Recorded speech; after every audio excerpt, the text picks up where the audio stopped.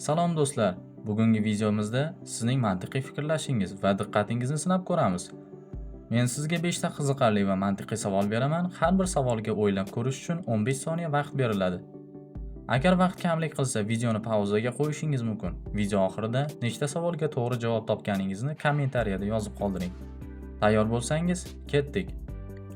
Birinchi savol. Taksi haydovchisi.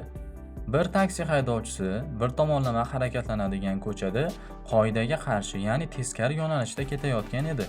Uning oldidan yo'l patrul xizmati xodimi chiqib qoldi, lekin uni to'xtatmadi va jarima ham solmadi. Nima uchun?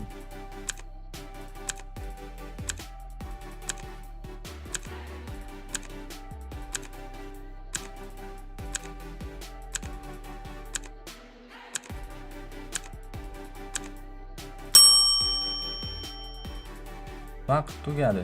Javob: chunki taksichi mashinada emas, piyoda ketayotgan edi. Ikkinchi savol. Daryodan o'tish. Ikkinchi savol klassik mantiqiy puzzle. Daryo bo'yida 3 ta narsa bor: bo'ri, echki va kalamush.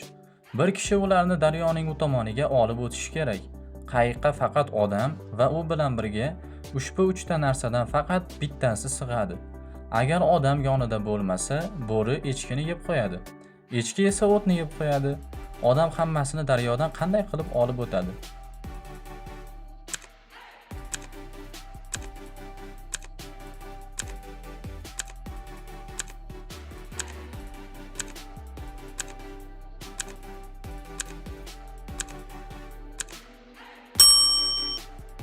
Javob: ketma-ketlik quyidagicha. Odam birinchi bo'lib echkini olib o'tadi va u yoqda qoldiradi. Qaytib kelib bo'rini olib o'tadi, lekin bo'rini qoldirib, echkini qaytarib qayiqqa solib orqaga olib ketadi. Echkini bu yoqda qoldirib, o'tni olib o'tadi va bo'rining yoniga qo'yadi.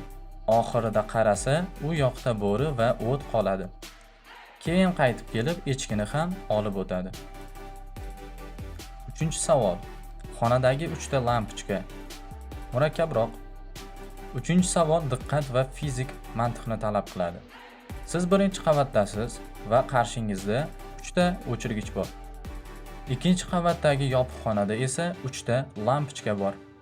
Siz o'chirgichlarni xohlagancha yoqib o'chirishingiz mumkin. Lekin ikkinchi qavatdagi xonaga faqat bir marta kirib ko'rish huquqingiz bor. Qaysi o'chirgich qaysi lampochkaga tegishli ekanligini qanday aniqlaysiz?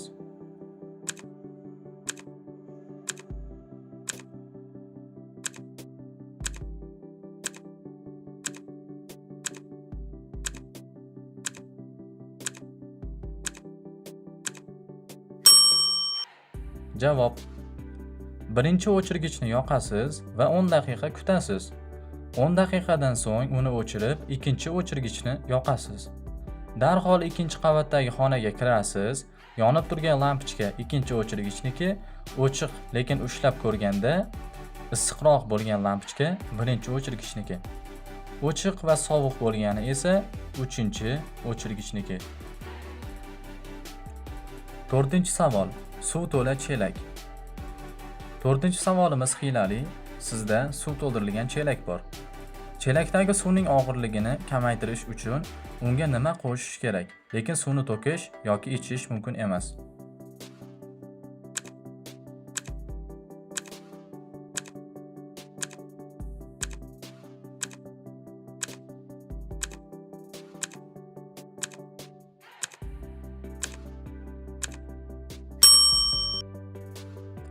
Javob: teshik. Chelakka teshik teshsangiz, suv oqib chiqib, chelak yengillashadi. 5-savol. Boshqotirma. Va nihoyat oxirgi va eng qiyin savol.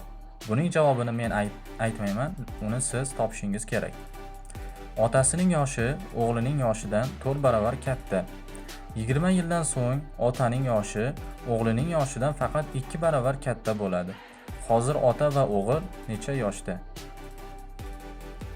Oxirgi savolning javobini kommentariyada yozib qoldiring.